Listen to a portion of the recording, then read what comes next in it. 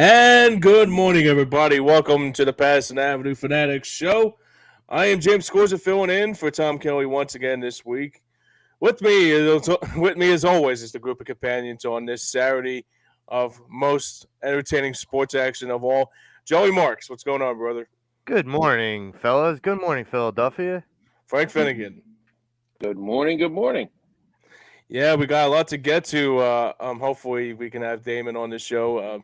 He'll be on a little bit later on, along with hopefully we'll be back in studio as soon as we can possibly be. Anyway, we got a lot to get to on this Saturday. Sixers looking to try to say that Joel Embiid's probably the odds-on favorite, hopefully this year, of winning the MVP. NFL free agency just getting started, and the Eagles making moves like crazy, and the Phillies spring training update. But Joey, you're the man of the hour. Where do we begin on this Saturday? We're going to start with your Philadelphia 76ers winning Excellent. 7 in a row and a Yeah. league best 7 in a row currently. And I think a lot of people are starting to garner a lot more attention towards Joel Embiid and the Mhm. MVP race. And that Understood. Joker that's out there in Denver, that excuse sad excuse for a two-time MVP in Jokic. And look, I think he's a great player. I just don't know if he completely deserved that MVP trophy the last two seasons. However, Joel Embiid may not be taking it as personally as he's letting on, but the national media is making it clear that Joel is the front runner for MVP. So it's not a shock to either one of you or to anyone that's in earshot of this show that Joel Joel Embiid is the favored to win MVP, because I think all of us know that he probably got ripped off of the last two seasons. Mhm. However, Well, there's a out reason. Go good. ahead. The reasoning that I've heard this week, and it makes sense, is Joel's playing time the previous 2 years. Um, he didn't eclipse 60 games in a season, and if you're comparing apples to apples and their stats, yeah, their stats are the same, but the Joker had somewhere between 12 and 15 more games played each season than the Sixers, and that was the factor that decided the MVP. At least that's what they're saying. This year, Yeah. however, Joel is going to be playing somewhere between 65 and 69 games, and he can't be denied. Yeah, and the other thing that I feel like it's an interesting tidbit about playing games, because one of the things that's definitely been shining through, especially the last couple games, is that Joel has started, but he's not necessarily had to finish. This is a guy who's pulling up the stats that he's pulling up in 3 quarters. This is a Yeah, he's guy doing it that in in, 28 in minutes, 29 minutes. right. And so for me, that's going to give him more legs. That's going to give him and the team an advantage going forward in the playoffs. Um, the thing that I think is really garnering the chatter nationally is the type of dominance that he's showing. Me and Dame were on this show a couple months ago, and I had debated with Dame about the idea that I feel like for a guy that Joel is, the size, the measurables, yes, I know he's got the 3-point shot, but I want to see him dominate down below. And I've said this before. I think Joe and the Sixers listen to this show because they go, every time I talk really mad crap about Joel, he shuts me up and probably does it to a point where he proves. I mean, I think that's why Damon's late, is he's on the phone with Joe right now, and he's like, "I'm going to tell him, Joe. Don't worry, I'm going to tell him." So listen, Inside access. yeah, I'm telling you, he's got more access than he's letting on. Damon is. Yeah, no Um, question about it. but my feeling is, and this is really where my question lies. Um, do you feel like this is like now the cresting of really what Joel Embiid is capable of as a player. Because now it's not just the inside game, it's not just the outside game, it's the defensive game. He's getting better with blocks. He's getting better with, stat stuffing in other categories. Do you feel like that, like we are seeing the apex of what Joel Embiid is really capable of, or do you think there's more to come, Frank? Well, well, I think what you're seeing with Joel is probably the healthiest Joel we've had at this point in the season ever. And that whatever they're doing as far as load management and resting and giving him his break is working because usually by this point in the season, Joel has got some nagging stuff going on. The last couple of years, he's had it for sure, and played through it. I mean, even in the playoffs, he was playing with a broken face and broken fingers, and he still played well. But right now, Joel is probably the healthiest he's been in a long time, and a healthy Joel is quite obviously very dangerous. And there really isn't anybody that can answer him on the floor in the game right now. Maybe Giannis. Joker can't stop him, Right. because Joker doesn't play defense. He doesn't play defense, and it's just between what he's doing and what Harden is doing right now. If those two can maintain this, I predicted it. I predicted it 3 months ago. They're going to the finals. I just feel like they are ramping things up when the rest of the conference is kind of leveled off. Yeah, and I would agree The with that. The Celtics have come back down to earth. The Bucks are playing pretty well right now, but even the Bucks, they're going to get, they're in a position where they could get caught by us. I think we're 2 games behind them now, and maybe 1 game in the loss column. And I one game think we still are left to play. right, and I think did we pass Boston last night? Are we the number 2 Uh, spot now? I believe we could be. I haven't double checked the standings. Well, I I'm don't know not what sure. I don't know what Boston did last night, but I know we were close to passing Boston for the number Yeah. 2 spot. And 3 weeks ago, Boston had a firm grip on the number 1. They were 4 games up. Yep. So they're finishing up a long road trip, and it didn't go well for them. Yeah, and it's interesting you say that, Frank, because I remember coming on here and after we lost to Boston, I think I pretty much said, or prior to us playing Boston in the last game, um, I remember saying if we lose this game, we're pretty much solidifying that we're not going to get that number 1 seed. Now, a lot of things have happened in between then and now. And Right. it's just an interesting turn of events. And I said that first 3 seeds are going to really be interchangeable. I thought the whole, playoff in the East was going to be interchangeable from 8 to 1. I felt like that it's such a close horse race that any Well, given night or any given week, a team could go from the 7th seed to like the 4th seed. And yeah, I that's think amazing. the Sixers really must strive to get that number 1 seed, and the reason being so they don't have to face both Boston and Milwaukee in the playoff rounds. They would only have to face one of them. And Yeah. as good as the Sixers are playing, they still can't defend the perimeter, and Yeah. the perimeter game in the playoffs is paramount because it goes from being a track meet to a half court game in the playoffs, and the Sixers half court set defensively is not real good, Right. and you're just not going to have you're just not going to have games where you can't win a series just running and gunning in the playoffs. Defense gets way too tight, especially the further you progress. This is why they have such a hard time in the second round.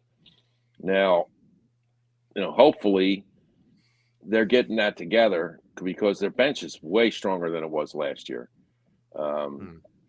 I think this is the best bench they've had in probably the last 6 years. But they still are not an effective perimeter defensive team, and that's really going to hurt them. And when Harden and Maxey are on the floor together, there's almost no perimeter defense. And so I mean, I'm going to have you touch on that a little bit more, James. With both the opportunity to possibly for the Sixers to capture the number 1 seed is still there looming. So in your mind, how important is that to capture?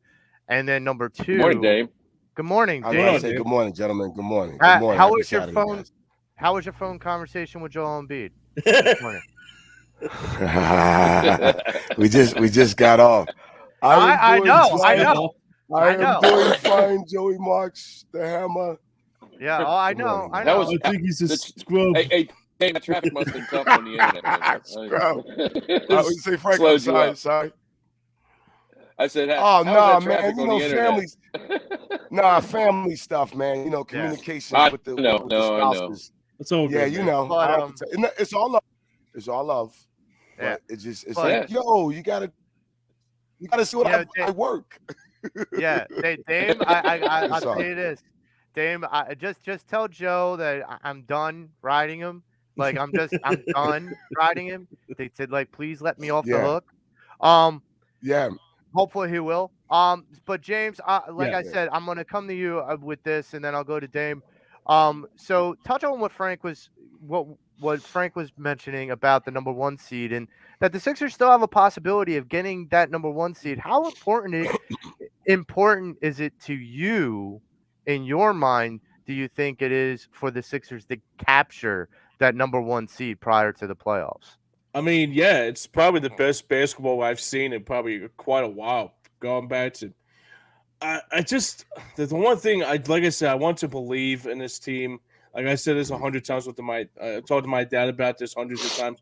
It's not that I'm not losing hope, but I'm like, just come playoff time, if they can get over that second round, if they can get out of that second round and also come back with a lot of intensity, I think this year is probably the best team I've seen the Sixers had, probably going back to when I was a kid.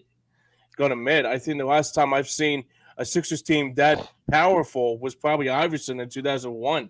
But you guys could go further than that, because I know you guys talk about the '83 team, and I obviously wasn't born around that time. But the one thing I really do like about this team is that the leadership on this team is so very important for this club. You know, they got. I mean, Harden don't have to be the one has to take the shot. He's a great facilitator, to say the least. I think he's really been the best player on the floor, getting a lot of the assist. Tyrese Maxey, man, every time when he shoots that 3-pointer, I feel like I'm seeing Steph Curry like Junior again. It's just like it's pretty amazing, man. And then you got the Don himself, Mr. Joel Embiid. I think that's the one thing I take out of it too, is that I mean he's basically giving offers that he can't refuse, and right now he's just simply put the best player if he's not the best player in basketball, there's something wrong with this NBA league. But before we go any further, today's show is brought to you exclusively by Cherry Firm, workers' compensation, motor vehicle accidents, personal injury, and criminal law. Give David or Cherry a call at 610-565-0300 and tell them that the boys over at Pattison Avenue in the OP sent you. Yeah, so we're gonna go even a little deeper, because some of the bench players that we've seen in the last couple of games have been interesting, because there have been guys that are getting minutes due to some of the blowouts that the Sixers have put on to teams. And you got a couple guys like Paul Reed that are getting more time, and Yeah. I'm grateful for that, because I think the kid's got a bright future. You got a guy like James Springer, who's getting a couple more runs than he should, and last night in Charlotte, he's a Charlotte native. This is a guy who's able to go home, put on a professional NBA uniform, and perform in his hometown, and that means a lot to guys that are that young and kind of wish for that. I want to get your impressions, and I'll start with you, Dame. What has been your impressions with these guys that are getting more minutes, like a James Springer, like a a Daniel House, like a Paul Reed. What is your impression? What's your takeaway from those guys getting more minutes? I'm loving it on so many levels. Um, um, Doc is, and I think someone said it. I don't know if it was on our show or some. Doc's listening to his coaches in so many ways, and you're seeing it. I hold him accountable, and I mean this in a good way. About a month and a half ago, he said, I have 3 or 4 different lineups. I'm going to use them. Some nights, some guys may not see the floor like they normally do. I go back a week or so ago, Frank, when Tobias and Tuck didn't see the floor in the last 4 minutes of a game. I forget what game it was, and they wound up winning. It was no slight to them. It was just that, to what Joe brings up, House Jr. at the time, McDaniels was playing. Because he's going to need them. I'm no longer into what people say you have to use 8 to 9 guys in the playoffs. You use what's working. Some nights it may be 10, some nights it may be 11, some nights it may be 7. But I'm not going to go in there with just 9, because that 9 may not have it that night in that playoff series. But if I bring a Jaden Springer off, he can get a little deep. If I bring a House Jr. in, he can match up better on Jaylen Brown for those few minutes to give Tobias a rest or PJ Tucker a rest. So yeah, Joe, I'm liking it. It's and for all and there's still some Doc question people that question his coach, and my brother and my other good friends, and show you guys, and I get it. But I'm honestly, I have to say, I'm seeing change in his style, his approach. The team is buying into what he's saying. It's beautiful to watch. Yeah, I'm still worried. Go for Dame, it. I'm still worried, Dame, about the Sixers half court set in the playoffs. In what way? You know that the game gets shorter in the playoffs, and that's the one thing that's worrying me is that and I was just saying before you got on the air, their perimeter defense is concerning, and you can't have Maxey and Harden on the floor at the same time and try to defend the perimeter, because it just don't do it. Well, I mean, I see. I would say, and I don't cut you off, but I would say Maxey's improved in his defense in the past few games, stepped it up, and also the fact that, and I get it, that's valid, right? But it's, and we'll talk about this team later. It's almost a thing of, and I get it, I'm going to have to sacrifice something. Now, are they horrible? No. Right. At least they make effort. Both of them do. But I think that we can manage that because of what Maxey brings. I said this to Devon yesterday. I want to raise this with you guys. James talks about seeing Allen Iverson. I think we all agree that Allen Iverson was a killer. We agree that Kobe's a killer, LeBron's a killer, Jordan's a killer. I believe that Embiid's a killer. I believe that Harden's a killer. I also believe with the smile that Maxey's a killer. I say that. James said something. I said this to Devon yesterday. He said that 3-point shot reminds him of Steph Curry. I said that to Devon yesterday. Wow. And close sign. That 3-pointer, it's funny because like 2 months ago, I was like, yo, you know what? He shoots the further 3 better than the closer 3. And all of a sudden, he winding up on that thing, Frank, and nailing it. Yeah. It is amazing, isn't it? And dude, it's the Steph Curry 3. I want people to kind of understand something, and I had done some research on this. It had to be over a month ago. I have gone on record saying I love Sam Cassell as an assistant coach. Oh yeah, and I think when you talk about the development of Maxey, we know that guys like James Harden and Sam Cassell have taken him under their wing. Now, look at, like, if you guys go back into the Wayback Machine and go back to when Sam Cassell played, look at his stroke when he shot. Look at like what he did and how he shot the ball. Now look at look at Stephen Curry's follow through. Now look at Tyrese Maxey. Now you're evaluating 3 different levels. The way that Sam Cassell played and the way he shot, the way that Stephen Curry shot, and now the way that Tyrese Maxey shot. And I think what you could take away from that is I agree with both Damon and James in the sense that I think you can attribute whatever that is, whatever shooting style that Maxey's trying to develop from the perimeter. I think you can attribute a lot of that to Sam Cassell. Just because I feel like there are guys like Stephen Curry that watch guys like Sam Cassell, Ray Allen, Reggie Miller, and how they shot the ball. And that's how they developed their game. That's how he developed his game. Sure. And, he also had, we all remember that Stephen comes from Del Curry. He's the son of Del Curry.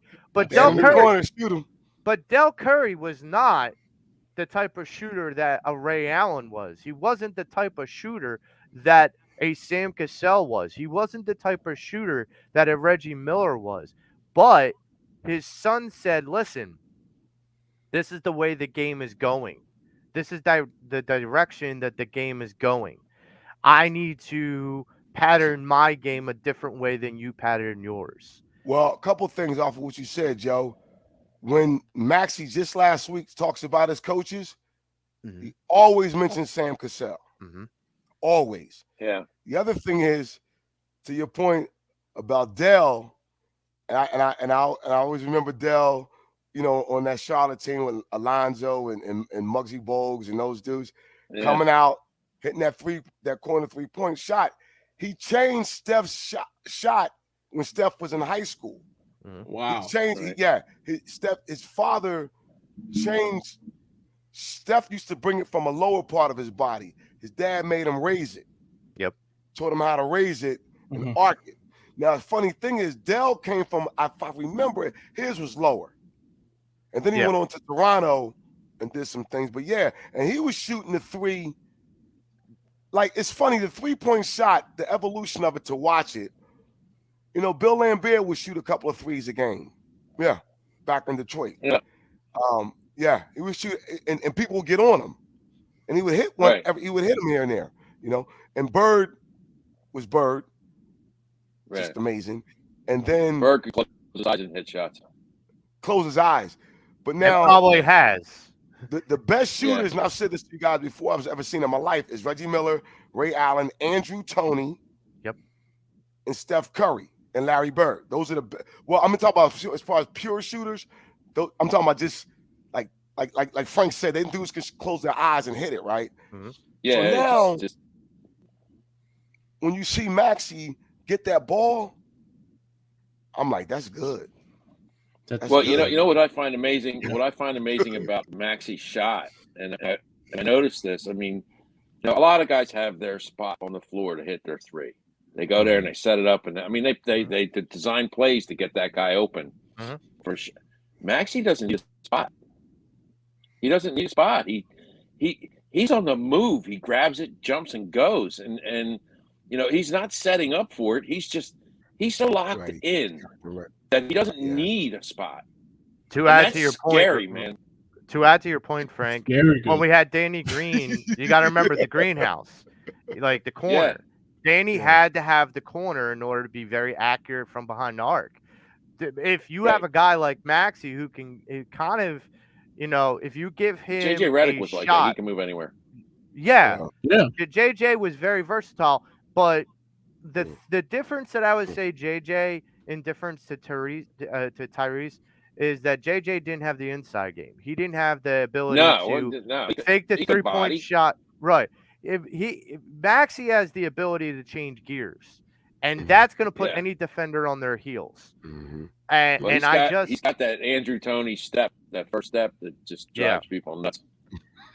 Well, yeah, that's a good point, Frank. He does. I didn't realize it till you said he does. No, I mean, Iverson had it, but Iverson was just a magician. Yeah. But I mean, as far as it,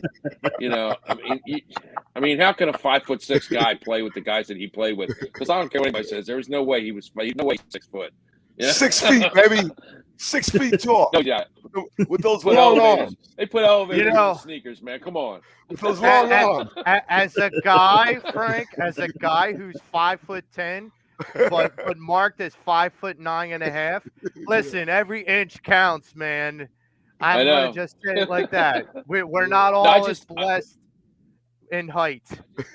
I just noticed. I mean, Dame, I know you say it when Maxey does his cut from either left or right of the key. That step, just I mean, defenders can't stop it. They just can't stop it.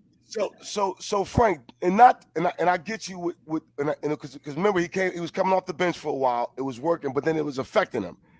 I think it's better that he does start. We're going to sacrifice a little bit, but because of his offense ability, and I say that to say he's a killer. We have 3 killers on our team. He's just a killer with a smile, with an affectionate smile. But that dude's a killer. Yeah.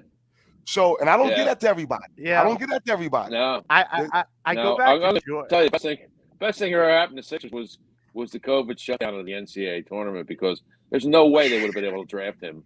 No way. 21. You know 21. what? Yeah. We're gonna touch 21. on. We're gonna touch a little bit on March Madness a little later, but Frank, your point is even more valid now in college basketball than it was even when Maxey was playing, and that has been widely documented this March Madness, and we'll touch on that a little later. But my final point about Maxey, to kind of wrap things up with the Sixers, Dame, you say he's a killer with a smile. I know we've thrown a lot of comparisons out for Maxey the last 10 minutes, and I'm going to throw another one. You know, Michael Jordan could kill you on the court and then smile at you and say, sorry. Like, sorry. He's the Michael king. Jordan. He's the king of this. Yeah. Like, Michael Jordan was like, can't stop me. Well, Jason Williams, former Sixer Jason Williams, that got into that situation years ago, unfortunately. And he was with the Sixers with Barkley in his rookie. I remember we got Jason because he came out of St. John's before he went on to the Nets to do some things. He tells his story in the Sports Illustrated back in the 90s that Michael Jordan would be on the court and he knew when the cameras was on him, right, Frank, James? And Joe, and he said, Mike will come up to you. You do that to me again, I'm gonna grab your freaking neck. Da, da, da, da, da. And then smile at the camera. Right. And when you look back on he say something like that and smile with his pearly whites, like, I will kill you. Yeah. I will hurt you. Like, have a good game. Yeah. And it's like that thing. That's why, like, big fella, I'm so glad he's ours. He's so locked in, y'all. And for people see this, I'm calm today, fellas. Frank, I went off last week because people was throwing out false information. Oh, he's not a good rebounder. He only grabbed 13 last night. Oh, he averaged in 29 minutes, mind you. In 29 minutes, mind you. Not in 29 minutes. Thanks, Joe. In 20. So it's like you're missing the show. And I heard Jamie say this, that Embiid took is his new excitement over Iverson. I'm paraphrasing, but it's like this. I have my favorite movies: Cooley High, Paper Moon, and Shawshank Redemption. They're great movies. I love them the same. So he's not taking away from what Dr. J did for me, with Barkley, with Iverson. He's just adding to the mix. Frank saw Wilt. He's just adding to the mix. It's like, my God. To add more, it's amazing to watch. Before you got on, Dame, I had said that the show that Embiid's putting on right now is the healthiest he's been at this point in the season since we've had him. Yes. And the rest of the league is going, damn. He's killing everybody. You know, I mean, he's just killing everybody. Yeah. So they have to go in healthy, fellas. I know we're gonna wrap it up, but check this out. This blew my mind. Since December, the 76ers peeps are 35 and 10. Yeah, since they were 12 and 12. Yeah, since they were 12 and 12, they have the best record in the NBA, even better than Denver. Since they were 12 and 12. 5 and 10. Keep in mind, Frank, none of us, but many people out there, when the Sixers were 12 and 12, we're hitting the panic button, and we're Frank didn't. saying, I no, didn't. none of us did. None of us here did. No, we Nobody didn't. did. We did. Nobody did. But the point that I think that is to kind of wrap up with Joel, and it's the idea that I heard Kate Scott say this. Okay, so 29 minutes, he had 38 points and 13 rebounds, and I think he had 3 or 4 blocks. Understand something. This performance that he's been putting on this season hasn't been done since Moses Malone. Since the 82-83 76ers. We talk about the 83 Sixers, and James brought it up earlier.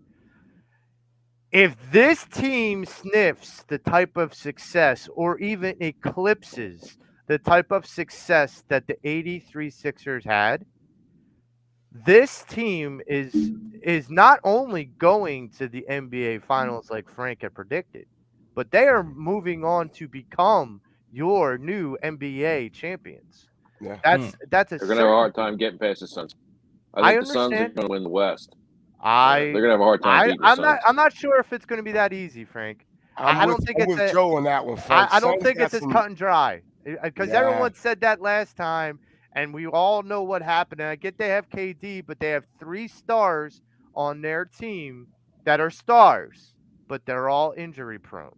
Yeah. And if that Yeah. injury hits the wrong time, they collapse. Yeah, the sun I'm not will going set on ifs on and the buts Suns. right now. I'm going on the team I as know. it's constituted now. I And get it. the Suns in Denver are going to be really challenging in a 7-game series. I mean, I would Joe, especially real go quick. one step further and say, don't forget about Memphis. Memphis has something to prove. Yeah, no, Memphis is going to shake it up. They're But a solid team.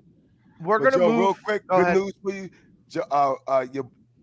Your guy, and we talked about it before I came on. He just moved up in the rankings as far as MVP. So Oh, I know, Yeah. I know, Yeah. but I'm not. I'm. Listen, everyone's catching up with us, not the other way around. yeah. We've been telling been you there. this. We've Yes, been sir. telling you this. Yes, sir. Now all y'all are jumping on the bandwagon. The train has left the station, like I said last week. The train, y'all are sitting on the platform. The Yes, sir. train's not coming Yeah. back around. It's Yes, left. sir. Yes, sir. Yep. It's gone. Yes, But sir. we're going to move on to another money train, and that would be your Philadelphia Eagles. But before And- we do, Joey, we got to get another commercial. read Yeah, in. let's Absolutely. do it. And if you're gonna go to any Eagles games on the road this season, or try to get tickets for that, is brought to you by Sherry'sTickets.com. Save 10% by using the promo code EOP10. Family owned and operated since 1946 with great prices and no hidden fees for sports, concert, and theater. Visit www.Sherry'sTickets.com and tell them that the boys over at Pattison Avenue and EOP sent you. As you were saying, Joe. Boys, the NFL has had some shakeups, to say the least. Wow. In the past week to 2 weeks. Oh man. Aaron Rodgers is unhappy. Shocker. I thought we got rid of Brady. Now we got to get rid of another ego. Well, at least he's moving to the AFC, so that just gets him out of our hair. But here's the thing, Joe. Before we go any further with the Aaron Rodgers thing, I gotta discuss this because it's so unbelievably ridiculous what he's trying to do. Because it's like he's was in the darkness for like 2 days and he comes back out. I guess no, that's he saw a 8 shadow. days. It's 8 days. It's 8 days. Oh, excuse me, 8 days. Osceola, I guess he saw a shadow during Groundhog Day too. And we'll probably have 6 more weeks of egotistical maniacy or whatever you want to call it. Yeah. But it's so ridiculous to think that I just want to if I ever see him, I'm going to say just make up your mind because you're driving me freaking crazy with this shit. So let's be clear. He's still a Packer, and the Packers will owe him. I think I heard Down this with the morning, Darkness. That should be a Disturbed song. I heard Vince Quinn on WIP this morning. Good friend of the show, Vince Quinn, say that they owe him $50 million. The Packers this season. The Packers? Yeah. So He's still a Packer, so he's still under contract. So he's either going to sulk on the bench and make $50 million, which sorry for your life if that's the way you want to look at it. But he's going to force his way out to the New York Jets because, as he announced on the Pat McAfee show this past week, he's going to the New York Jets. And good for them because they may actually win a playoff game, the New York Jets. But that is. Well, No, they won't. I said they That's so weird. could. I said they could. I didn't say they will. No, But no, they won't. No. not with. If I'm Aaron Rodgers, and not I with want a him, legacy- not with all of what If I'm Aaron Rodgers and I want a legacy- of the agreement. Yeah, I'm I sorry. don't. If I want a legacy, and I'm Aaron Rodgers, why would I want to go to the AFC that has every great quarterback in football right now? Except someone else glad said that, you Frank. brought that up. Someone else said that Glad you brought that up. Someone else said that too. Because let's look at what the NFC has to offer for your Philadelphia Eagles this year. Fuge. Yo, Fuge. What's up, Fuge? So we have Aaron Rodgers either going to get his way or wet his pants or go to the Jets or whatever. But Tan his butthole. He's going to tan his butthole. Whatever. Well, that's already clean thanks to the Oswald kind of thing. He's Rails is going on. Rails going on. Anyhow, so I told you the money train was coming. I didn't say what kind of money train. You warned us. Anyhow, so you did warn us. So with Jalen Hurts and the Packers and the NFC, let's think about it this way. Name me your top 5 quarterbacks in the NFC. Frank, you go first. Well, it's got to be NFC, Hurts, number one. Okay. It's got to be Hurts. It's got to be Dak.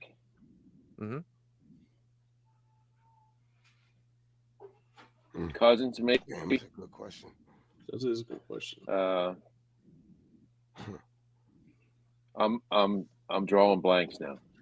Okay. I'm drawing blanks. Dame, how about you? Of course, Hurts. I'm trying to go division.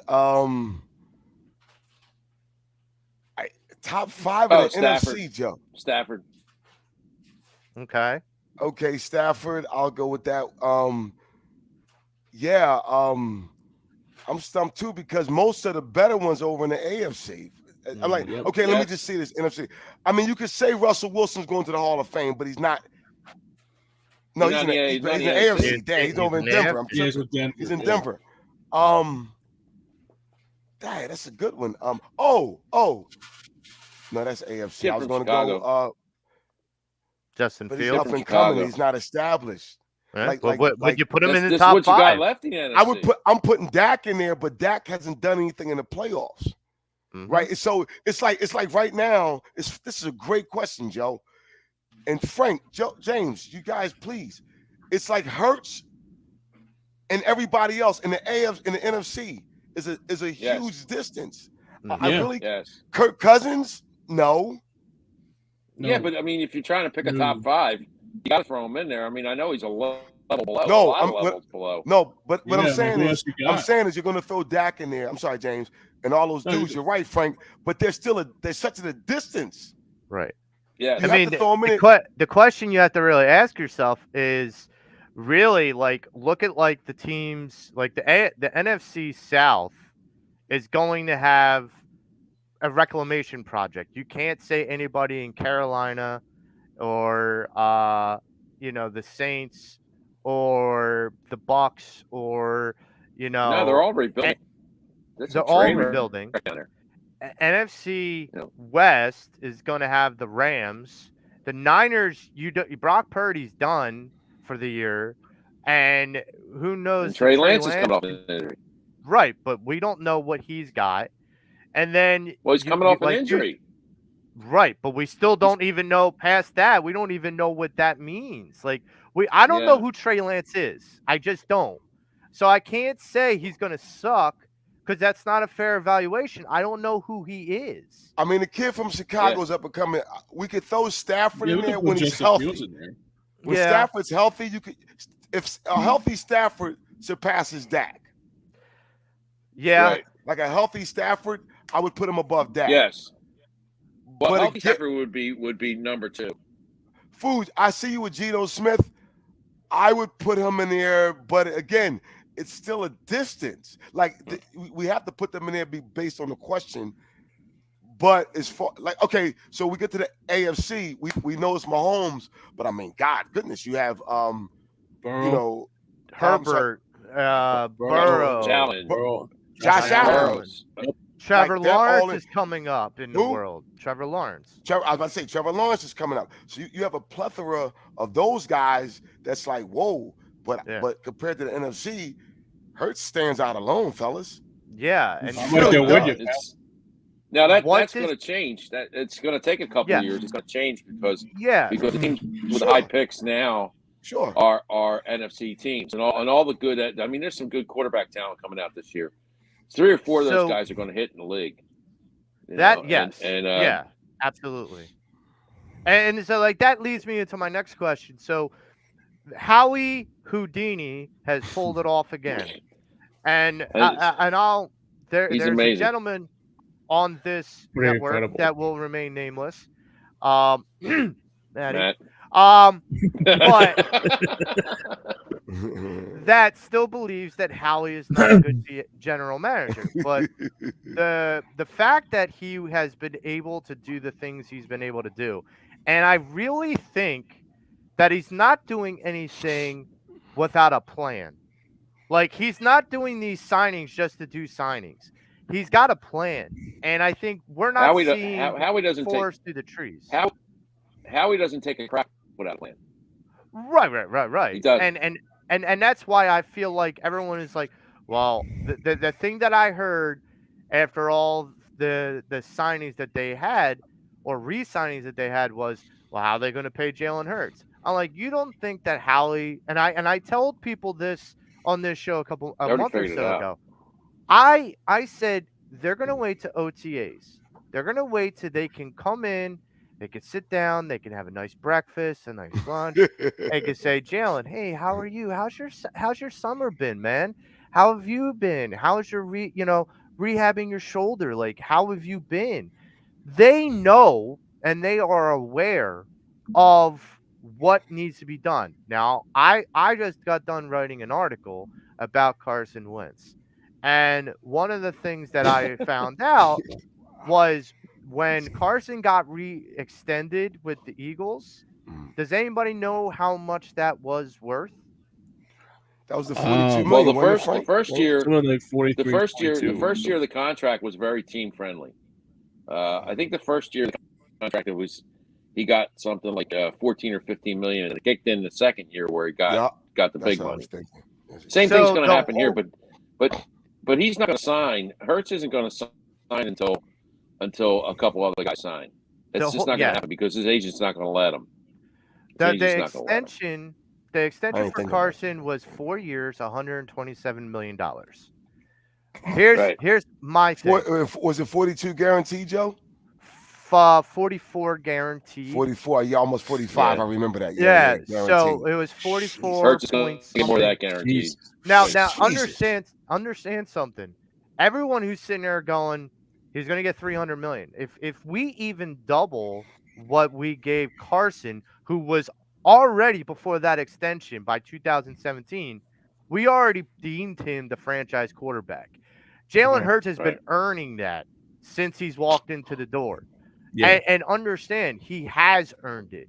Now, my feeling is even if you were to look at a $200 million or more 4-year extension for Hurts, I think that that's still going to be, as Frank noted, team friendly.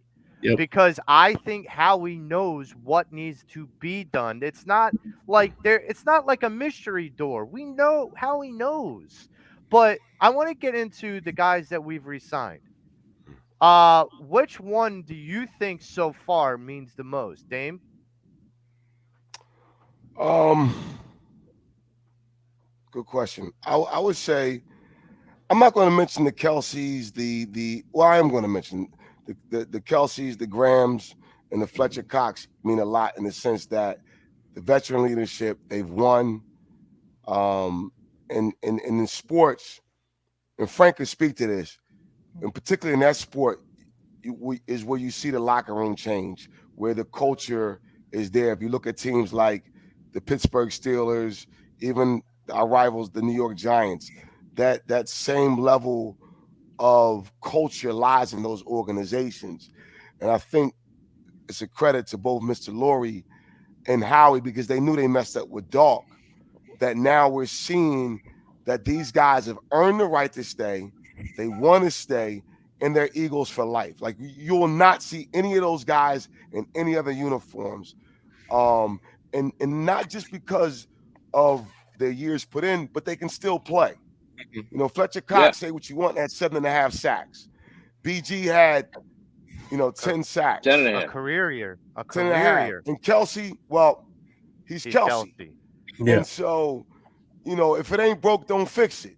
Right. So to me, what that's going to do in cohesion with Jalen already there, and you got these guys saying, man, I want to play with Jalen. Mhm. At 24 years You know- old, like that's you didn't hear nobody say I want to play with Carson. Right. I want to play. I Yeah. can't. I mean, Fletcher Cox got 2 offers, James, Mhm. the Chiefs and the Jets, and he said, "Nah, I'm coming back to play in BG. Nah, I'm coming back to play with this dude. 'Cause Yep. I want to win with this Yeah. guy. Not only we're going to win with this guy. So I would say that I would combine those three. Were all important. Frank? Well, you look at when the offseason started, the Eagles had 9 of their starters on defense that were free agents. Okay, and if you list them in order of importance, and I heard this on the radio this week, and I agreed with it. If you list them in order of importance, the only one that comes into the top 5 of importance is Hargrave, as far as what they meant to the defense. The other guys that they've lost on defense, and they haven't lost CJ yet. They're going to sign CJ because CJ's not going to get the money on the open market that he thought he was. So he's Yep. coming back. And you look at the cohesion that's going on there. The best thing they did was get corners locked up, because in this league you got to have corners. You can't go into. I mean, as weak as the quarterbacking is in the NFC, Dak still has targets to throw to. There are still good wide receivers in the NFC. Yeah, there's quarterbacks aren't great, but they're still good wide receivers. So the Eagles, the only 2 guys that came back that were signed and they didn't have to worry about were the DNs. Sweat and Reddick. Yeah, they were the only 2 guys they didn't have to worry about, and everybody thought, man, they're going to have a hard time pulling this off again. But Howie's Howie, and he brought back the only guys he didn't bring back. First of all, the Eagles never prioritized linebackers ever, and they said, "Okay, guys, go out and get." And those guys got great contracts. Now Epps hurts a little bit, but Epps, did what he should have done. He got the money, and the Eagles weren't going to pay safety that kind of money, so he took the deal. They're going to find another safety. Even if it's Blankenship, as long as they get CJ back, Blankenship's fine out there. We got Nakobe Dean to fill in. What I'd love to see them do, and nobody has signed this guy yet, and it's because of his age. I'd love to see a late spring signing of Wagner for a linebacker for a 1-year show me deal. We're going next to- to get to work- into that, Frank. We're going to get into that because there Because, was I mean, Mike that- Laurel came on a couple weeks ago and he named some really sexy names, and I think that some of them sound more desirable than others. So we're going to get into that because there's some people out there that I feel like are being well overlooked, and they still have something to provide. James, I'm going to go to you. What do you think was the most significant signing or re-signing, I should say? Yeah. like I'm gonna touch on what Frank just said. Basically, like if you like have to be in this league, like you have to have great corners, and getting Bradbury back and Slay back was basically the top priority. And I think that's the biggest thing I take out of this free agency is that you had to sign Bradbury back. I mean, he had a One fantastic of them. year, regardless of Yeah. one of the maybe one of the best acquisitions that we had this offseason aside CJ Gardner Johnson. Hopefully we could sign CJ back. But I think the reason why I say that Bradbury was very important is because like this is probably going to show you what you need to know with your new defensive coordinator with Sean Desai. So I think that's the one thing I take out of it too. The second top priority is just build that defense up in the draft too. You know, get yourself a star player like a Kelly Ringo. Actually, I would say Ringo because I think Here Ringo we will. go with the Bulldogs affiliate. Go ahead, James. No, I mean, look, I'll be honest with you. I mean, I would have been okay with if Slay would have walked and Okay. then Wingo came in and it would be like a dynamic duo, Bradbury and Wingo. But you could probably move him into the safety position. But there's one guy that I really would like the Eagles to look at the draft, and this one player prospect. His name is Kalen. I think his name is Kalen Councey from Pittsburgh. The one that everybody reminds him of Aaron Aaron Donald Donald. S. Yeah. Yeah, I think that's going to be a big. That might be a big top priority you should do in the draft. In those first two picks, is definitely pick up the defensive slack. And so far, I mean, you can't go wrong with what how he has done. I mean, unlike some, but Yeah. Well, here's my thing is I'm gonna but kind of. it's been a fantastic offseason regardless. I'm Oh sorry, yeah. Joe. So I mean, I'm gonna kind of stay in lockstep with with most of what Yeah. everybody's saying here, especially you and Frank with the secondary. But I'm gonna go the other route. So Darius Slay about late last week had a podcast and went on to his own podcast and said, "Yo, Eagles fans, I know you guys know that I got permission to go seek a trade, but Mhm. I want everyone to hear me clearly. I want to come back as Right. an Eagle." Mhm. When he said it that emphatically, because he didn't have to, he's basically, cutting his nose off to spite his face, Right. because he's basically saying, I would like kind of Aaron Rodgers, but not as greedy or as like a petulant child like Aaron Rodgers. He's basically No, not saying, even close. right, he's basically saying, listen, I know my best chance of getting a championship is here. I want to stay here. I want everyone to hear me when I say that I want to stay an Eagle. So when they released him, I said, so how long is it going to take for the announcement to come through that they re-signed Darius Slay? Because I'm like, we've seen this story before. Like he did it with Fletcher. He didn't even wait an hour before he re-signed Fletch after he released him. He's like, "Yep, okay, here you go." Well, And actually, and that, Slay was never actually released. Slay was never actually officially released. Did you know right, that? but they had to release the contract in order to develop a new number. It wasn't a restructuring. It was considered a new contract. Mhm. It wasn't considered an extension. So no, he was not officially released or cut. But the Mhm. contract that he currently had was ripped up. Right. And then they made a new contract and that's what They he said that signed. one guy said the transition never went through as far as like Right. It on has to take on 7 the days. release dates. Yeah, it said that when it came down Hmm. the transition paper or whatever they get the transition Right. report said his name wasn't on it. But Mhm. like I said, Right. Howie did this before with Fletcher, so he Fletcher. knew what I was doing. He knew exactly what he was doing. This wasn't new fodder for Howie to do. Now, in regards to, so I feel like the biggest keep was Darius Slay, because as much as people think Bradbury was the big addition, and I agree, but like look at what Dallas did, bringing in Gilmore, and now they have Gilmore and Diggs.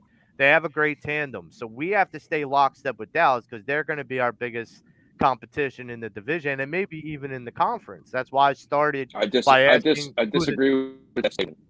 okay. I disagree with that statement. We don't have to Who- stay lockstep with Dallas. They have to stay lockstep with us. Right, but what I'm saying is they made the move first to keep the duo, to make a duo in the secondary. The They had Gilmore to. move happened. They had Right. to fight But they didn't know what we to were combat going to our wide do. receiving core. They had to. They Right. had to. But we had to stay lockstep because there's still reports out there that Dallas is shopping for a new receiver. So, Sure, they are. and the other thing you guys touched upon was that, and I forget the Giants traded for the Raiders receiver. I believe it was a Raiders receiver. So Waller, Darren Waller. Wallet, yeah. A couple of things in regards to Frank touched upon it with Howie, and I've always thought this, and I believe this. I have no knowledge. I got to check with Joe about it, see if he knows. But no, he's so locked. Like he already has the number in mind and when he's going to present it to Jalen.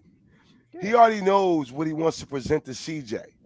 I wouldn't be surprised if CJ got a 1-year deal, not the franchise tag, as we know that's passed, but a solid 1-year deal, and then get him an option next year because the books are changed. He's so savvy at that, right? And what they sell him, you know when you'll know, Dame. Mm-hmm. You know when you'll know when they restructure Lane Johnson's deal. When they announce that they've restructured Lane Johnson's deal, the next shoe to drop will be CJ resigns with the Eagles. Yeah, because that's how they're going to clear the space. And I'm glad you mentioned that, and I forgot about that. I'm telling you, they've already made their deal with Hurts. They already know. They already know the parameters. They're not a number. They're still going to wine and dine him until they actually have his John Hancock on a piece of paper. I think that cake's already baked. I think Howie's already done the footwork with his agent. She's not going to accept the contract less than until they have less than what he deserved as a MVP runner-up. Because if she does, she's damaging any female agent that ever wants to come in the market again. She's the first female agent to represent a starting quarterback. You know, she cannot accept. Someone else brought this up about that, and Ike Reese brought this up, and I felt like it was a valid point. So she's a new agent. And the idea that she's going to want other clients to build her brand, she can't take a discount on Jalen Hurts because no other quarterback. She'll never get another quarterback. Right. She'll never get another quarterback if she does. They will go, well, you're not going to look out for my best interest financially. And that is the problem. And so I don't think it's a problem at all, Joe. I think what I think is going to happen is what I think Howie's going to do is Howie's office is going to go, look, the headline coming out of this contract negotiation is Jalen is the highest paid quarterback in the NFC, and he's going to get $45 million, but we have to structure it so that it works for us for the next 2 years, or else it doesn't make a point. But the bottom line is going to be the big number. You know, it's not going to how he gets paid each year. The bottom line is going to be what is his big number. You know, how many zeros are at the end of that first digit. I said this before. And I mean, Look at like Patrick Mahomes' deal. Like the reason why it's structured for such a long time is it may seem like that big gaudy number. You hear 500 million, and you're like, holy crap! Like, but the majority, the lion's share of that is guaranteed towards the end of the contract. So for him, he knows he's getting a bigger payday when he's older, and he may be not performing at the level that he's at now. And you know, like this is kind of like, so my next question is, the Eagles have made some signings. You had Rashad Penny, you had Marcus Mariota as your new backup quarterback, because which I think is awesome. Gardner Minshew went somewhere else. The Colts, yes. And then you have a couple outliers, and this is what we'll go with this. Frank brought up Bobby Wagner, and when Mike Laura was on here the other week, he brought up two sexy names that I think are interesting, but I just think they're names, and I think they also have some fuel in the tank. I'm just not sure what I'm going to get for the price that I'm going to get it. So Bobby Wagner was one. Khalil Mack is another one. Yeah. Kareem Hunt is another one. And I'm going to throw another name out there because I've heard rumblings, and I believe he hasn't re-signed anywhere, and I would not be surprised if he took a discount. Ezekiel Elliott. No. No, Wow, I'm Dame. out. I'm out. no. I would I'm take out. I would take Saquon before I take Ezekiel. I'm really serious about that. I don't want I'm that out. fake I'm out. food eating. Dallas, I don't want that ain't nothing but fake Murray food repeated. eating midriff shirt wearing. Yeah, Stinking. that's That- nothing but Murray. bastard That's in my lineup. that's There Murray you go, Dave. revisited when we got Murray from the Cowboys. Yep. Zeke's done, man. Dallas Yeah, dogs, done. they dog their running backs, bro. So Them what? So tires is what's your flat. take? What's your takeaway Flat. with Khalil Mack, Bobby Wagner, or Kareem Hunt? What's your takeaway with any of those?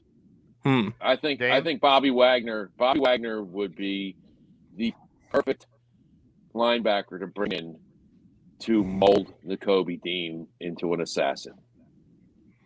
I think Absolutely. that guy would that kid's speed and his tenacity, because he didn't get that many plays last year, but I paid attention whenever he was in the lineup, and that kid was in on every play. When he was in on every play. I mean, that punt return in the Super Bowl. Guess who made that tackle to stop it from being a touchdown punt return? Mm-hmm. Nakobe Dean. Yep. Nakobe Dean, he hasn't played, and there's still no book on him. But guess what? That kid's going to be great. He's going to be great, and I'd love to see him bring in a veteran guy like Bobby Wagner to show him exactly what he needed to be greater than I think he's going to be. No, I No agree question with about that. it. I agree with that. No, go ahead, James. Go ahead. No, I was just agreeing with what you just said there, Frank. And yeah, I think there's one player that should be another good eye on too. How about Cal Van Noy for the former Patriot? Like, you think you guys would like to see the Eagles try to sign him too? I would take a look at him. Yeah, Can't I take a hurt. look at him. You know what the Eagles are doing, and it's hilarious that I'm going to say this. The Eagles have put themselves in a position that those veteran guys who can't get that next contract because of their age or their perceived value or their self-perceived value, the Eagles are doing what Belichick did for 12 years. He would take a veteran guy like that, and he would go, I'm going to give you 1 year contract. Here's the playbook. Go do your strategies. You're a professional guy. You know what to do. When it comes time to play, I know you can play. So just do your stretching. Get yourself in shape. Here's the playbook. Know the playbook. And the Eagles, fortunately for us as a fan base, have a team that if you were to put the apples and oranges of the AFC and the NFC together, the best team with the best shot to get to the Super Bowl is the Eagles. You can't say that for all the teams in the AFC. I mean, you could say that KC is the favorite. You could say that, there's a ton of teams that are close to that, Cincinnati, Buffalo, but they're going to be beating each other up. Only one of those guys is going to remain standing. Yeah. Okay? And we only have to play one of them in the Super Bowl. Okay? They all got to play each other. Yep. And the Eagles, if you're a veteran guy and you're going, you know what, I'm going to ring chase. Now, I could go to I could go to Buffalo. I could maybe win there. I could go to KC. to Cincinnati. KC. I can maybe win there. I could go to Miami. I can maybe. You know what? My best chance is the Eagles. Yeah. Because I don't think there's anybody in NFC that's going to stop them. I mean, they're going to break the mold of Super Bowl losers who don't go back. I just think the Eagles they have a different dynamic that they're working with that I've never seen it in an Eagles team before. I've never seen it, even in off season. I've never seen this. And Dame, I've been watching football a long time, dude. Yeah. I've never seen this. No, I agree with you, man. I agree with you, man. That's well stated. I would say to add, not to cut you. I think when Frank broke it down, it goes back to to Joe's original question in regards to the top 5 quarterbacks in the NFC, I think I would love to see Wagner come in. I remember him with the Seahawks in those days. He Here's still the played thing, good for the fellas. Rams. Yeah, it was good for the Rams too. And here's the thing, Nakobe Dean's gonna get a shot, James, and he should. And that's what the Eagles do. Yeah. I like the fact that they groomed him. They didn't throw him in there right away. Whatever injury may have been there, not whatever, he's healthy. They said to him, study the playbook, get ready. You know, the job's yours to lose. How do you guys feel? Because you mentioned Hargrave. We weren't going to give Hargrave that kind of money. No. Not even. No. But you have to play Jordan Davis, right? Yes. Milt Williams. You have to play these guys. Right. Because the turning of the roster is there as well. Right. How do you guys feel about if he's there, Joe? Because he's a stud. Jalen Carter from Georgia. Oh, absolutely. I will pass the hat to the Georgia Bulldog. I mean, we know what happened off the field, and he's been exonerated 12 months probation, so that's not going to affect his draft status. Well, I mean, I'm not going to go to that. I'm not going to go further. I'm not going to go with that. He's not exonerated. He just pled guilty. Well, not exonerated. Well, I mean, like that was the wrong word. I would say he's got probation. Hopefully he's owned up to it. Hopefully learn from it. It's going to be with him for the rest of his life. So, you know, I'm just curious to what y'all feel. James? If he's there, number 10, I'm not thinking twice. If he's there, I'm taking him. I hate to say it, but that pro day that he had with I don't know what the pros like the scouting saw, but I don't know, man. It's something about James. that kid. Think about when the pro day happened. Okay. Yeah. Think about when I that pro get day that. happened. You know, Yeah, it happened after this incident. I don't think his mind was on his pro day. Okay. Yeah, that's the thing too. You know, he should have canceled the pro day, but you just can't do that to the people. They scheduled it. You got to do it. And I mean, unfortunately, okay, he had a bad pro day. He didn't have a bad combine. Yeah. No, he didn't. I mean, that is a good solid point. That is a good solid point. And if he drops the 10, you gotta take him. You gotta put him next to his buddy. You're gonna put him next to one of his best friends on the line, and one of his other buddies behind him. That's going to support that kid. And I know people are. Yeah, you're not wrong there, Frank. I know people are going to disagree with me, including Frank probably, but like I feel like part of the way that Howie's going to free up money, another way, is that he's going to move out of the first round. No, not completely. Yeah. No, I think he's not going to. He's not going to take. Look, he's not going to take. He's not going to pick. He's not going to have 2 first rounders. He just won't. I know, but I don't think he's going to have any. It costs too much money. I don't think he's going to have any. No. I don't know you're wrong about that. I think now that being said, look, I love you, man, but I generally disagree. I agree to disagree. He's either going to move up. This is the way Howie works. They got to keep that. If the guys that they identify being available at 10 are not available at 10, then he will trade out of the pick. But he won't trade out of the first round. He'll drop down and let somebody move over him and get next year's first round pick. That's what he'll do. And he'll still have a first round pick. He can't not. You have to replenish the defense. And they know got to replenish. And they need young, good talent. So the way that they're not going to pick. They're not going to use both those picks in the first round.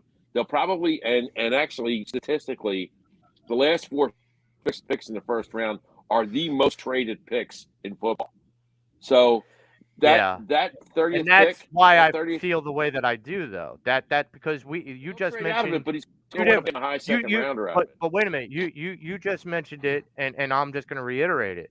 Is the idea that 30th pick is in that 4 pick range of the most traded away picks to trade down, and then if he doesn't get the guy that he wants at 10, he's obviously trading down that pick. So whether or not the transactions. Right. So trade down, not out. Well, I mean, the real question is if you could free up $8 million, trading out of the first round is a good way of doing it. But Joe, the problem with that is No. that would not sit. You're number 10. I understand. You can't. I'm not saying something that I want to happen. No, but I'm just saying it the way that I think Howie's viewing it. No, but it doesn't make sense. No. Here's the reason why. If that pick is 21 and the 30th, I can maybe possibly see it. But the top 10 in the NFL, you're going to get a player. You're going to analytics, whatever you want to call it. Years have shown you're going to find a player in that league in the top 10. So I see couple things happening. He's going to either move up a couple of slots, use that. Like say if he says, okay, we're at 10, I want to go to 7, right, Frank? I'm gonna go to 7, but I'm gonna give you. I'm going to swap you my 10 for your 7, give you the 30th, and you give me 2 seconds, 1 second, or 2 threes. Like he'll play like that. But he to completely come out the first round with that high of a pick, I don't see that. Not happening. I just can't see that. Joe. Here's the way you got to look at it. Eagles just came up the runner-up in the league, and he traded for that pick. Team in football last year. All right, second best team in football. When was the last time a team with that kind of record had a top 10 pick? It doesn't happen. No. This is why parity happens in the league, because the teams that get better pick at the bottom of the draft. Talent pool's not there that is in the top of the draft. So he's not coming out of the top of the draft. He's going to take somebody in that talent pool that's worthy of that range. Now, he may trade out of that 10th pick, but I don't think he's going to drop below 15. And if he does trade out of that pick, he's going to fill spots in his draft later that day that are empty. Frank, I would say he wouldn't go fourth and fifth and sixth round. He wouldn't go as far as 12 in my opinion. Picks. I don't think he would. Yeah. I don't see him going as far as down as 12. It's either going to be 12 or 7, or stay where I'm at. Right. Well, I don't see him going below 12. Let me ask this question. I'm telling you, if the Georgia guy's still on the board at 9, Howie's not trading out of that pick. He'll take that kid. He'll take that kid at 10. Because 4 quarterbacks are expected to go. I'm going to cut you off, Joe. 4 quarterbacks are expected to go within that top tier. I'm sorry, Joe. Yeah. So do you think, if that is even the case, do you think that Howie pulls another A.J. Brown draft day? Not necessarily receiver, but someone on the defense. Like you're saying. No, get him in the draft. Well, what if that guy's not there? Because here's the thing to keep in mind. I had projected last year that Tywin Walker, the guy who was picked first overall, I didn't have him go until the late 20s in the first round. That there are guys, there are teams that will overreach. And if last year's any understanding of how these GMs are drafting, they get very impulsive when it comes down to what they want, which is why I think Howie's got control over that 10, because he knows if the teams in front of him, behind him, want to jump in front because they see those teams in front of the 10 spot getting really impulsive, then the guys behind the teams that are behind that 10 spot are going to go, all right, we got to call the Eagles. We got to get up there because they're taking all the guys we want. We got to get up there. And then that's where I feel like if Howie gets the King's ransom for those picks, that's where I feel like things are going to become different. Yeah, but he's not going to trade out of the first round, though. He's not going to trade out of the first round. And here's the other he's not taking. He'll trade one out, but not both. Yeah, he's going to trade one out, but he's not going to trade both. He's not going. And here's the other thing with Howie, man, that's so amazing that no one talks about. He downplayed it. But I'm willing to bench it. He knew what he was getting. He drafted Jalen high in the second round. Yes, I was one going, whoa, because Carson, at the time. But for a general manager to catch it and stop the virus, if you will, for lack of a better term, before it spread, that was huge. And what I mean by that is, here's the thing. There was some rumblings, Joe. You're tapped in with Carson in that locker room. There it was, right? Mm-hmm. We know Carson got hurt in that Seattle playoff game, first play of the game. Boom, he gets injured, concussion out. He sells us on, I needed a backup. Mm-mm. You was picking your quarterback for the future, and you threw the word back out there, but you saw something in this kid, man, in this young man, and we, he had a lot to prove. He really did. We're not saying he came in ready. Knives wasn't all sharp, right? But when he got those knives sharp, he gave him the knives to sharpen them up. Man, this meal is beautiful, man. So he can spot something talent. I'm going to tell you something that I heard Jeff McClain talking to Cuz, and they were talking about this. They were talking about when Jalen was on the board and when the Eagles were targeting Jalen, that nobody knew that they were targeting, and the reason they were targeting another quarterback was because of what the chaos that Carson Wentz was causing in the clubhouse. I mean, Jeff McClain has uncovered some things that Carson Wentz, he wasn't a cancer. He was a 5-alarm fire.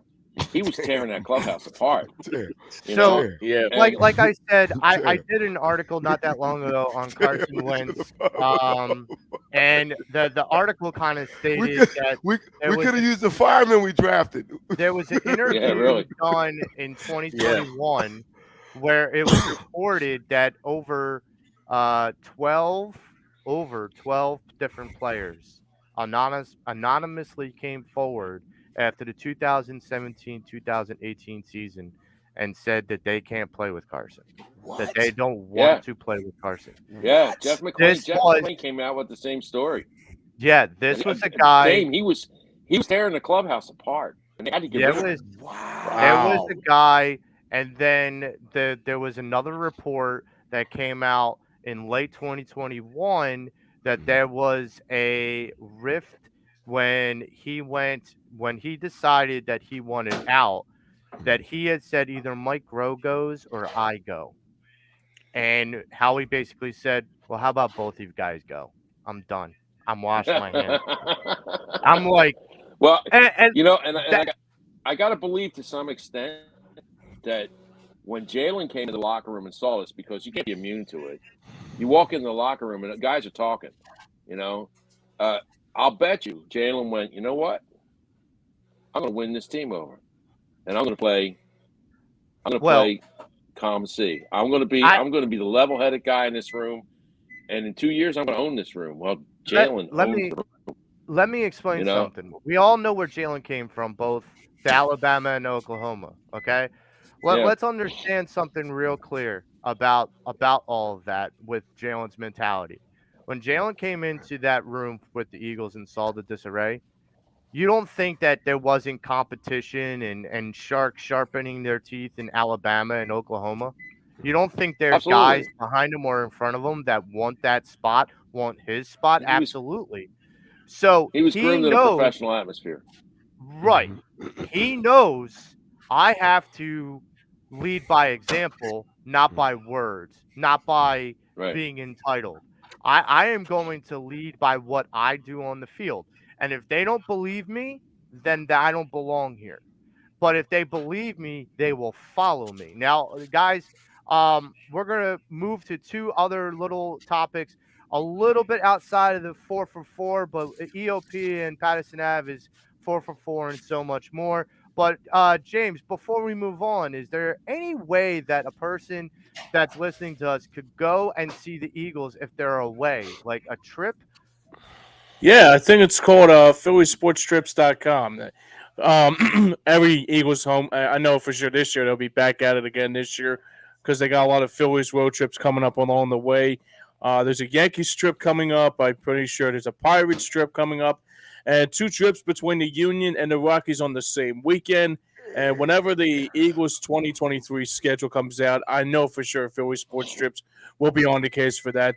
And you can check them out at www.phillysportstrips.com. And like as always, tell them that the boys over at Pattison Avenue and the OP sent you. And now I also Vince does a great job with that stuff. Vince has already released tickets and reservations for 2024 Philadelphia Phillies spring training. They're Nice. already on phillysportstrips.com. Sweet. So if you want to get on top I think of he things, sold out. go there. I think they sold Uh, out. I think they sold out their spring training trip. Yeah. For I this think year, he sold out. this is for Oh, next you mean year. for next year?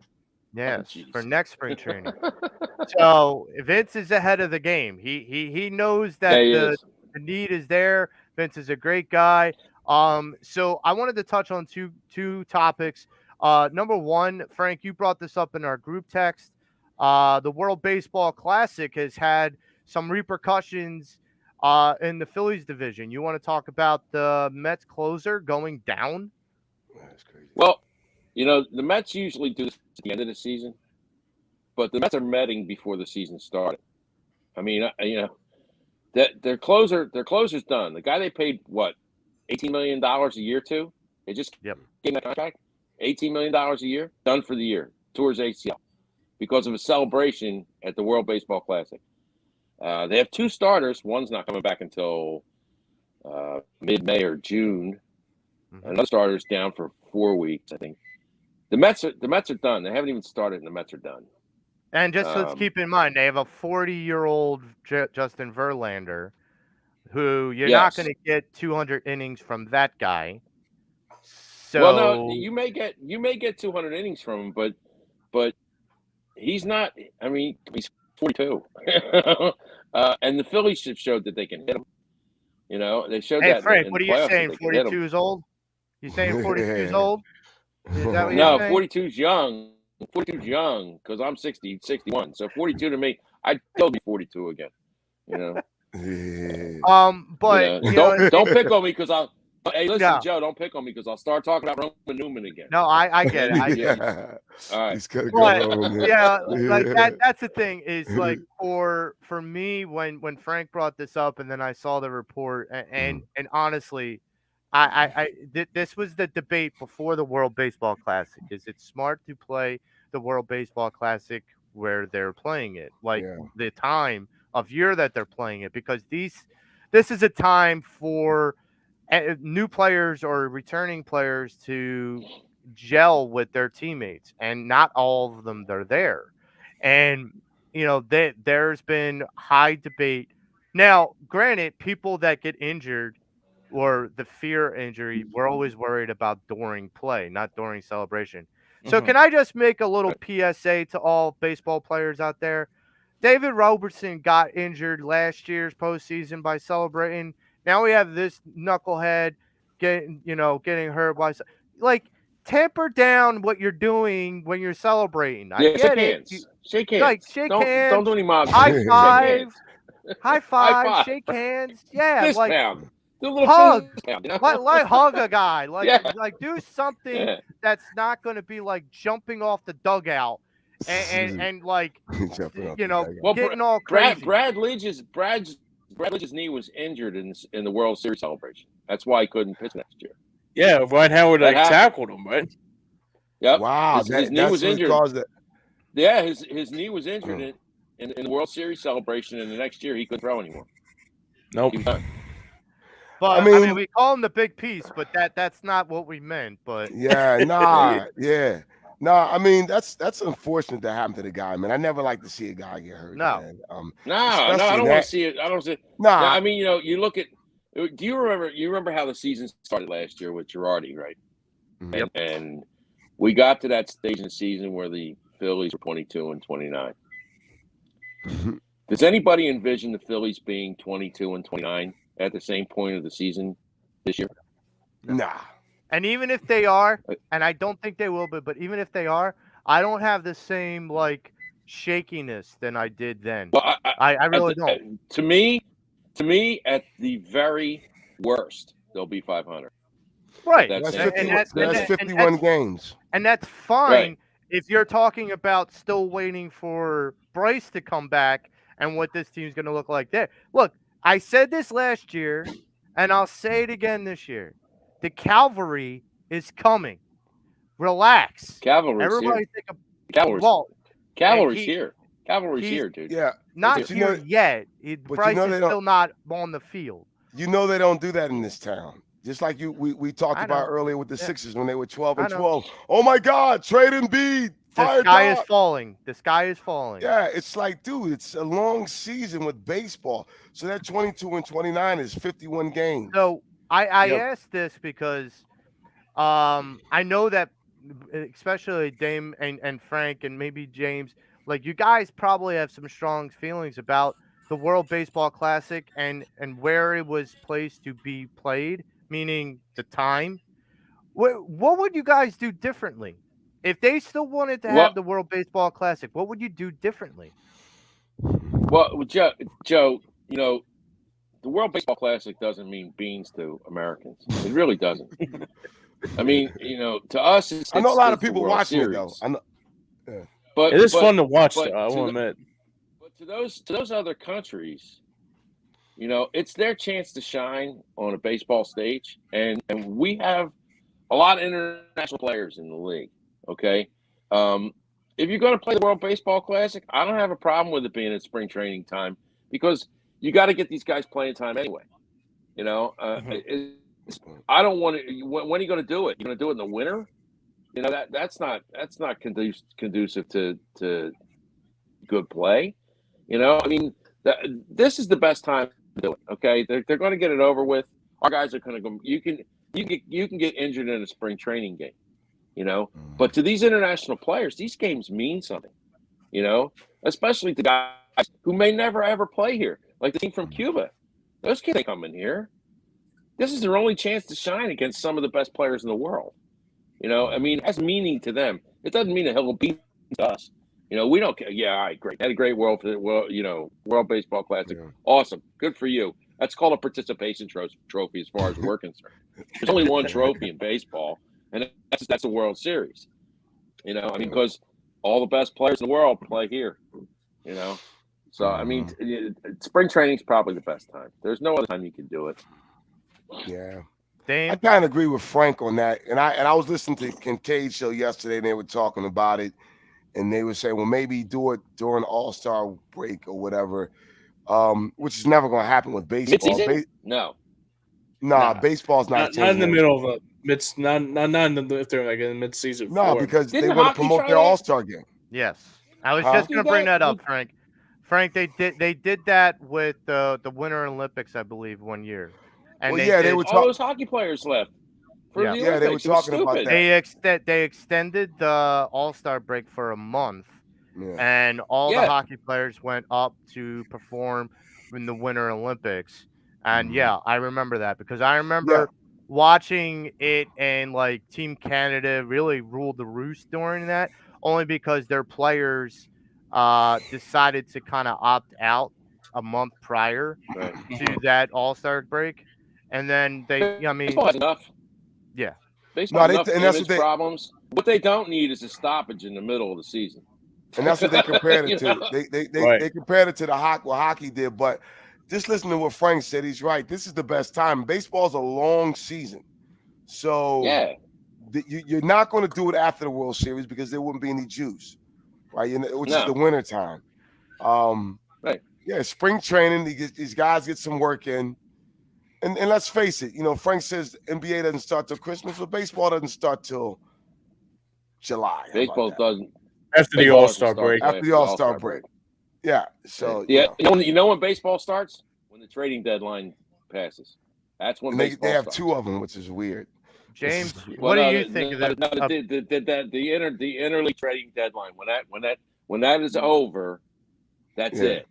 That's it. You've already Tommy Lasorda used to say you win 60, you lose 60. It's what you do with those other 40 games that matter. Well, that's where it matters. If you get to that stage and you're under 500, chances are you ain't making the playoffs. Mhm. My James, what do you position, think I about think the World Baseball? when the Phillies get to that 51st game where they were last year, they're going to be 500 or better. And at the end of the season, that's going to compute to north of 90 wins. Okay, I think they're going to be not actually. I think, believe it or not, I think the Phillies are going to go to wire. I really do. I think they're going wire to wire, and I think they're going to win 94 games, win the division, and back in the World Series. Nobody's winning 100 games in either league this year. Nobody. James, what do you think of the World Baseball Classic? Yeah, I think it's just. I think around this time of year, I think I can get used to that, because it's kind of like there's nothing going on in baseball other than spring training. But they used to do before the Olympics dismantled it. They used to do it around August, I think, right? In the Summer Olympics, correct? Mm-hmm. Yeah. And that was a part of the Olympics, and then I guess I'm okay with it. I mean, it's a lot of fun baseball to watch. Like, I mean, like obviously you're seeing a lot of the U.S. players, like obviously like Schwarber and JT, and the list goes on and on. To see like a lot of Phillies prospects and a lot of Phillies players being They have a lot of a Phillies part of players that. in the Classic. Yeah. Oh yeah, A lot yeah. of guys. A lot of our guys. One team Yeah, that but- I didn't Yeah, realize. Garrett Stubbs, too. I didn't for- realize Garrett Stubb played for Team Israel. That I was about to that say, was yeah. the most interesting thing to me. Yeah, I saw that too, Joe. I thought the same thing. I was like, Yeah. wow. Yeah, there was like somebody Yeah. that's playing for the Phillies right now was a part of the either the Puerto Rican or Mexican team. Yeah. That How looks like about he's a Vance Phillies Worley prospect. playing for a team? Vance Worley played Yeah. for England. Really? How about it, right? Yeah, the Whirly Bird. Did he has the goggles? He still has his goggles. Vanimal. The Vanimal. The Vanimal. Vanimal. The The Vanimal. Vanimal. That's The what it is. Vanimal. Um, You can get up more. But there's another sports thing that's going on, and it's March, which means it's time for March Madness, and I'm pretty Oh, sure man. anybody that has filled out a bracket, if your bracket's still intact, well, you're better than anybody, the vast majority, because there have been so many upsets. We had Fairview University, FVU, that upset Purdue last night, and it's the second time that a 16 seed has beaten a number 1 seed in NCAA history. They are 2-150 in with 16 to 1 seed. There was also another upset with another Jersey university, Furman University. Furman. Furman University. Furman. So they beat, I believe it was Virginia. Virginia. Yeah, and that was a big upset. Number 2 and 15. Yeah, 2 and 15. Princeton and Arizona. who's Yeah. Beat Princeton? Arizona. And Beat I have Arizona. Yeah, There you go. Princeton beats And I- Arizona. And I have to thank, even though I'm from Temple, I have to thank a Villanova guy, Jay Wright, who was on the Selection Sunday show, who had outwardly said, if you want to put safe money on a game this March Madness, this first round, do it with Princeton. They're not fooling around. And sure enough, I put money on Princeton and they came through. So thank you, Jay Right. Wright. Yeah. But I mean, this has been a wild bracket so far. Yeah, it's So- crazy, isn't it? I want to get Yeah, your this is- takes. This is the first time in 25 years I did not fill a bracket Frank, Same me here. too. because This is my first time. I didn't looked at it fill and I out. went, I looked at it and I went, I don't have a clue. I don't have a clue. First time. Me too. I'm like, no, I'm not throwing my money away. I'm sitting this one out. This is ugly. Right. I'm First just sitting time. this one out. First time I didn't do one. Well- Yeah, I didn't do a bracket either. I was 25 saying, years, like, Dave. 25 like a years. must. I First thought it was time gonna be a I must bracket. miss this year. Well, it's my first time because, and I was telling Divine this, and we're talking about, teams and players of the past, and my first introduction, my family would take me down to the Palestra back when I was a kid to see Penn play whoever, and then I always remember that Saturday back then when the championship games came on a Saturday in the afternoon, and I saw Bird and Yeah. Magic, and that was it. I was locked in to the NCAA Yeah, tournament in college basketball Yeah. from that day moving forward, man. Yep. And the players and the teams, and I said this to him. I said, and the guy came on afterwards and agreed. One and done is hurt the league. Yeah. The one and done has hurt NCAA. It doesn't mean it's going to go away. I'm not saying that at all. But I think for me, and I kind of guess speak for Frank, like I knew some teams. Like I would watch Villanova because of Jay Wright. I watched St. John's, of course, Temple. I rooted for all the Philly teams, right? This is the first time except for the women, Philly teams not being in the tournament at all. First Since time in 77. 77. Yeah. Yeah, and it's like, wow, I want, and so I watched a few games. I saw Texas play, and I know they're going to play Penn State today. And I think Penn State. I'm picking Texas, but Penn State might upset them. I don't know, but it would be nice to just know some of these teams, man. And a lot of guys are transfers and the whole shebang. So that's probably my reason. I don't know the teams. Well, Like something that Frank brought up earlier about COVID and in reference to Maxi, and I said we were going to touch on this later, and Charles Barkley mentioned this, is because of the transfer portal and COVID and all this other stuff, there are a lot more older players in college basketball right now. So some of them have, like, for the first time in a long time, and Charles mentioned this, there's more. The average age is more in the 23 range than it would be normally in like the 19 to 20 range. So they were basically like, stating that that age difference is definitely a big change within the talent pool. So Frank, I want to touch into what you were saying about Maxi. Do you think that these guys that are going to come out in the NBA draft are going to be different as far as talent, more experience? Well, You think it's going to make a difference in the NBA draft? These guys coming out having more seasoning? absolutely. Well, what it'll do is it'll put. I mean, the transition for the guys coming in, the first year players coming in, if they've played more college basketball, their transition into the NBA game is easier.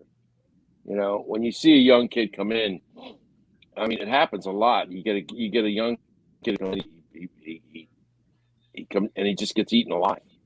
He's not ready for that level of competition because he hasn't played that level. Because not every kid coming out early is Kobe, and they all think they are when they're 19. They think they're bulletproof, and they have anti-gravitational devices that are attached to their body. And then they get into the NBA and they go, wait a second, all these guys are bulletproof and they all have anti-gravitational devices, and I'm just another kid. I mean, it's a different world up there, and they're not exposed to that now. Kobe's benefit, when he was a kid, he exposed himself to that, and his father made sure he did. He played with those kids who were above his level when he was a young teenager. Yeah. So he was ready for that. How many guys go into the NBA early and are ready for it? If you stay in basketball, if you stay in college and get a little more seasoning, it prepares you. It prepares you more for what you're about to be confronted with, which is pretty daunting. If you have to go up against a Joel Embiid and you're a 19-year-old kid. Sorry, you ain't got no lunch left because he just ate it. I mean, you got to go play a Giannis. You got to go play Joker. You got to guard Steph. Are you kidding me? It's a different level. So yes, there's no way it won't help if you stay in longer. And I mean, some of the smart ones are doing it. They're going, what? Maybe I should stay here a little bit. Yeah, I want that money, but that money's going to be there. They can always take insurance policies out on their body parts. They already got agents. They don't tell you they do, but they do. They have people that are advising them on what to do. And the ones who are going to make the draft, and let's face it, how many second rounders stay in the NBA? Keep in mind too, the top guys. You're dealing with short rosters, and if you're not going to stay on the roster, you're going to the G League. If you don't get paid in the G League, you're going to play in Europe. Yeah, keep in mind is that these guys are also making NLI money where they didn't do that before. So there's a guy that I believe plays for Alabama that's got $1 million endorsement deal, and he's not even in the NBA yet. So that's crazy. Him. God bless him. No, I'm not taking anything away. Yeah, how much money has Alabama made off their student body athletes in 100 years? I mean, it's indentured servitude is what it is. That those kids have to go through, and I mean, they don't let them get jobs. They can't have lives like normal teenagers, or 20-year-old kids. They can't. Until now, So God bless them. Dame, what do you? They're making money off, and they should get something out of it. As far as what the extra seasoning is it going to help players? Oh yeah, I've always felt that, man. Frank brings up Kobe. God rest his soul. But the other thing that Kobe had, his work ethic was second to none. So you have to Yeah. be willing to, when I get there, humble yourself and put the work in and to see what that is going to bring you. You know, I often thought that when we had Matisse, because he did 3 or 4 years, because Matisse was on that Washington team with Markel Fultz from Fultz's 1 year. Yeah. And he was older, obviously. But it just seemed to never grow his game. I like Matisse. I wish him nothing but the best. But and yet I think what happens is two things can happen when you come out young or early. You either figure it out and put the work in, or you're still scrambling and trying to figure it out. And before you know it, 5 years has passed. You made a couple of dollars, but where's your level of play? Yeah. And so because it's accelerated in that league for so many reasons, so you have to be mentally prepared, and I think college does that. But I hope that they can figure something out, both the NBA and the NCAA to make it beneficial for everybody. Because I want to enjoy the tournament, dude. I remember watching Tyus Edney and Cuz was talking about where you were with games. I was living in my apartment in North Hollywood when Tyus Edney dribbled the ball from one to the other, and UCLA won that game. And he winds up getting drafted by Boston. Like, I remember these NCAA tournament games were phenomenal, James, and they would always come down to the last minute. They would always come down to the last. How about Virginia losing the way they did the other day? My God, the guy throws the ball to the other guy. That was unbelievable. I think it benefits him. I think it benefits. Chris got it. Yeah. So that's going to do us. Probably. Go ahead. Go ahead, Frank. You going to wrap up now? Yeah. Okay. Well, I personally thank. I just think Dame. Something happened a couple weeks ago. And Joe, at the time where they were very vociferous about pointing this out to me last year. But my boys from Roman Catholic beat those kids from Newman. Okay. Whoa. And there's a lot of Newman boys in our room. Congrats. There's a lot of Newman boys in our room that are eating some crow this year. Congrats. My son got accepted. My son got accepted to Roman. Anyway. He didn't go. My son got accepted to Roman. He didn't go. He was going to go, but he didn't. Yeah. Why didn't he? He should have been a K-Lite, man. It's the greatest school ever. Yeah, he wound up leaving Catholic school behind altogether. It wasn't for him. He wound up going to West Catholic, but it didn't work out. So it's been but hey, Mark Jackson's son was on that team. It was a great game. I heard. Shout out to Roman. What you gonna do? Hold up, Mark Jackson. Joe's being very silent. I like that. Yeah, Mark Jackson, the Sixers studio analyst, because he played for Roman. He's a Roman guy. He's a Roman guy. Yeah, he happened to win a championship, that Mark Jackson. Yeah. And now I'm starting to understand a little bit more. They got a ringer. Okay, I understand. Yeah. See, that's called jealousy. Okay, that's called jealousy. I have no allegiance. Don't tell me. I went to public school. I have no allegiance. Don't tell me, Joe. Don't tell me Newman hasn't pulled ringers the last 20 years. Don't tell me they haven't, because they have. Okay? That's good. I don't want to hear that ringer stuff. He wants me to end this show so bad. Oh my God. For my man, had to do it. Frank Finnegan, my man Damon Salim, our great producer James Scorza. Great job, Joe. Thank you, brother. Tom Kelly. I am Joe Marks. Go Roman. This is the Pattison at Phanatics. We are out. We'll see you next week.